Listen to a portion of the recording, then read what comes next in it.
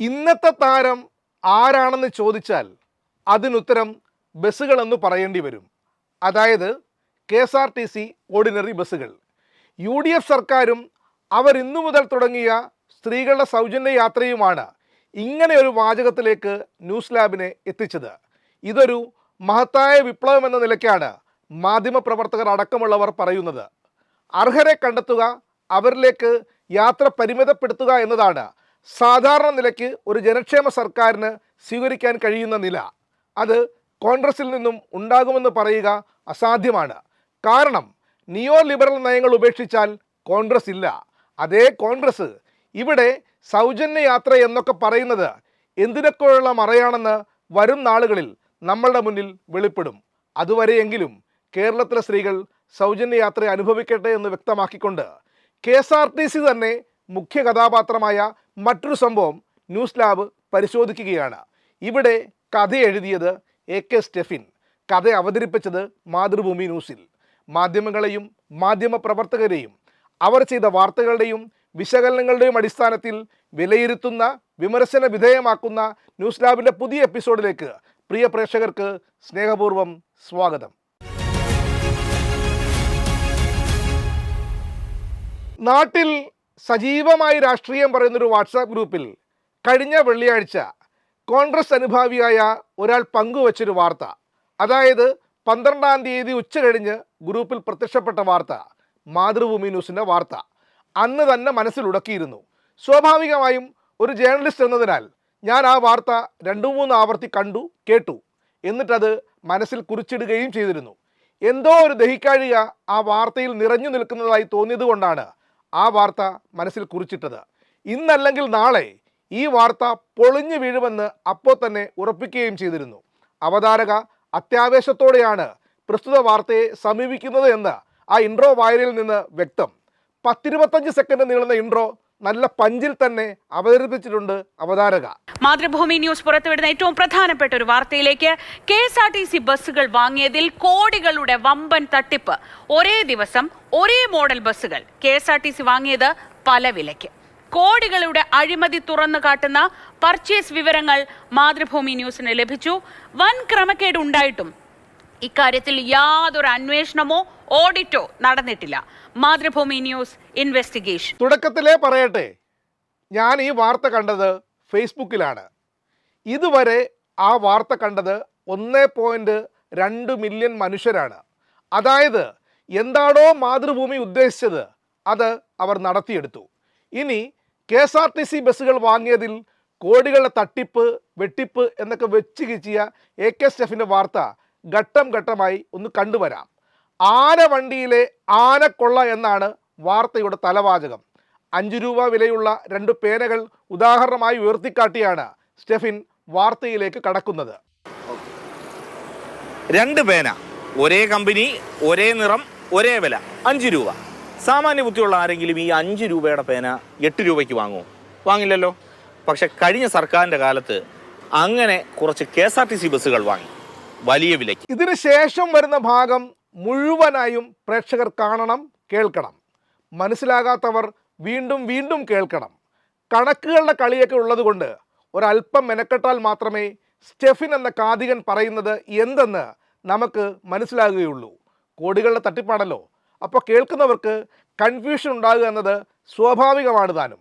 അതുകൊണ്ടാണ് news lab അഭ്യർത്ഥിക്കുന്നത് ഈ വാർത്ത വീണ്ടും വീണ്ടും കേൾക്കണമെന്നുള്ളത്. KL 15A 2977 കാട്ടാക്കടയിൽ നിന്നും സുൽത്താൻ ബത്തേരി ഓടുന്ന സൂപ്പർ ഫാസ്റ്റ് വണ്ടി വാങ്ങിയത് 2025 നവംബർ 20-ന്.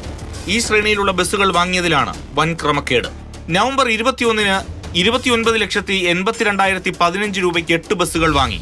അന്ന് തന്നെ ഈ മോഡലിലെ 5 ബസ്സുകൾ 2,07,422 രൂപ വില കുറവിലും വാങ്ങിയിട്ടുണ്ട്. ഉയർന്ന വിലയ്ക്ക് ബസ് വാങ്ങിയതിലൂടെ 16 ലക്ഷത്തിന്റെ ക്രമക്കേടാണ് നടന്നത്. മോഡൽ 1, ഡീലർ 1, 2 വില. കണക്കിലെ കള്ളക്കളികൾ പിന്നെയുമുണ്ട്. 2025 നവംബറിലും ഡിസംബറിലും ഇതേ തട്ടിപ്പ് നടന്നിട്ടുണ്ട്. 8 ബസ്സുകൾ വില കുറച്ചു വാങ്ങി. 16 ബസ്സുകൾ 2-3 ലക്ഷം രൂപ അധികം നൽകിയാണ് വാങ്ങിയത്.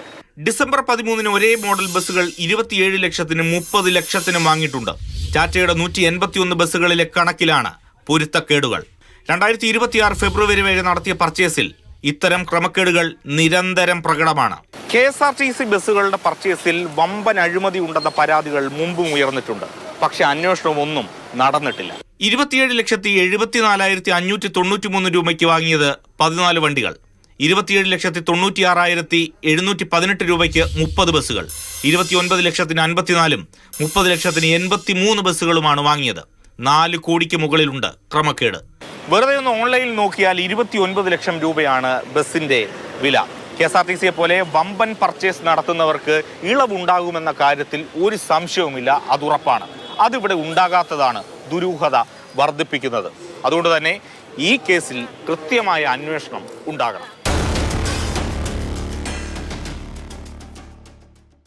അപ്പോ പ്രേക്ഷകർക്ക് സ്റ്റെഫിൻ ചെയ്ത വാർത്ത മനസ്സിലായി കാണുമെന്ന് കരുതുന്നു.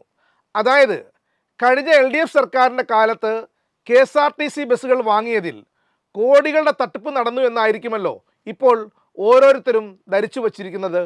അതായത് അന്നേ ദിവസം ആ വാർത്ത TV-യിൽ പല ബുള്ളറ്റിനുകളായി കണ്ട ആയിരക്കണക്കിന് മനുഷ്യർ, ഞാൻ നേരത്തെ പറഞ്ഞ ഫേസ്ബുക്കിൽ മാത്രം 1.2 മില്യൺ ആളുകൾ കണ്ട, ഇനി യൂട്യൂബും ഇൻസ്റ്റഗ്രാമും തുടങ്ങി മാതൃഭൂമി ന്യൂസിന് ഏതൊക്കെ സോഷ്യൽ മീഡിയ പ്ലാറ്റ്ഫോമുകളുണ്ടോ അവയിലൊക്കെയും ഈ വാർത്ത പോയിട്ടുണ്ടാകുമല്ലോ.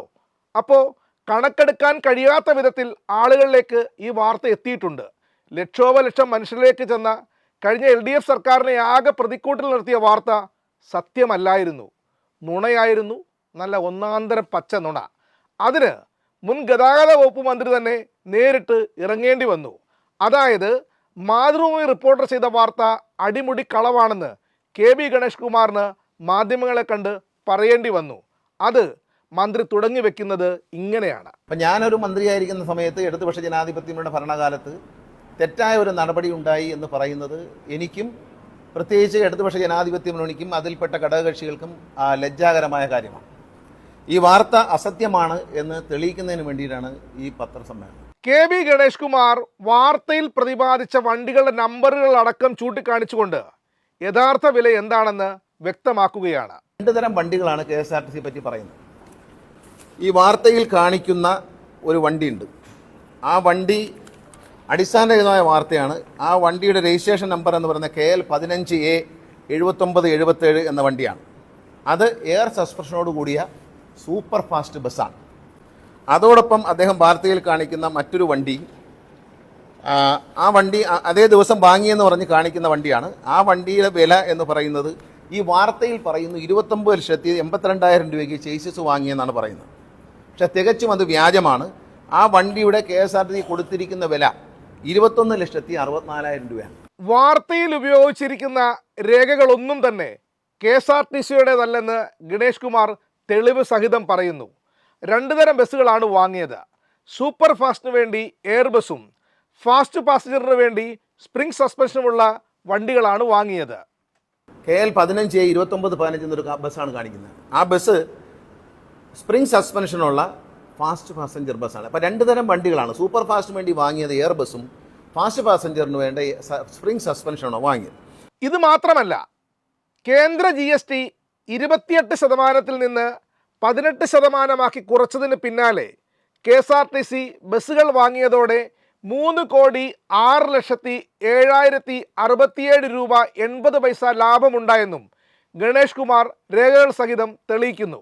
മാത്രവുമല്ല, പേനകൾ ഉപയോഗിച്ച് ഇൻവെസ്റ്റിഗേഷൻ സ്റ്റോറി ടെല്ലിങ്ങിന് തുടക്കമിട്ട സ്റ്റെഫിന് അതേ നാണയത്തിൽ മുൻമന്ത്രി മറുപടി കൊടുക്കുന്നുമുണ്ട്.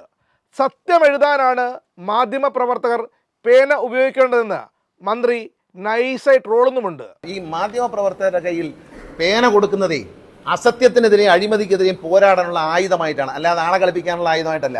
എൻ്റെ പോക്കറ്റിൽ 2 പേനയുണ്ട്. 2 പേനയും മഞ്ഞ കളറാണ്. ഇത് ഡോട്ട് പെന്നാണ്, ഇതിന് വില കുറവാണ്.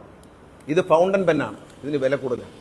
ഈ പേനകൾ തമ്മിൽ 10,000-3,000 രൂപയുടെ വ്യത്യാസമുണ്ട്. ഈ മഷി ഒഴിക്കുന്ന പേനയ്ക്ക് വില കൂടുതലാണ്. അന്ന് ആ ലേഖകൻ മനസ്സിലാക്കേണ്ടത് ഈ എയർ ബസ് പിന്നെ എയർ സബ്സ്ക്രിപ്ഷനുള്ള ബസ്സും ഓർഡിനറി ബസ്സും തമ്മിലുള്ള വ്യത്യാസമുണ്ട്. പേന കാണിച്ചതുകൊണ്ട് ഞാൻ പേന കാണിക്കാം.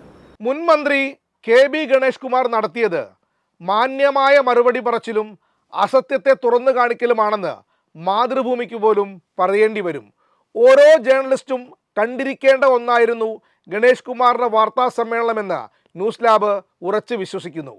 വിശ്വസനീയമല്ലാത്ത സോഴ്സുകളിൽ നിന്നുള്ള വാർത്തകളെ അതിപ്പോൾ എത്ര വലിയ എക്സ്ക്ലൂസീവ് ആണെങ്കിലും അവഗണിക്കാൻ കൂടി മാധ്യമപ്രവർത്തകർ ശ്രദ്ധിച്ചില്ലെങ്കിൽ ഇതിനേക്കാൾ വലിയ പടുകുഴിയിൽ പോയി വീഴേണ്ടി വരും പലർക്കും.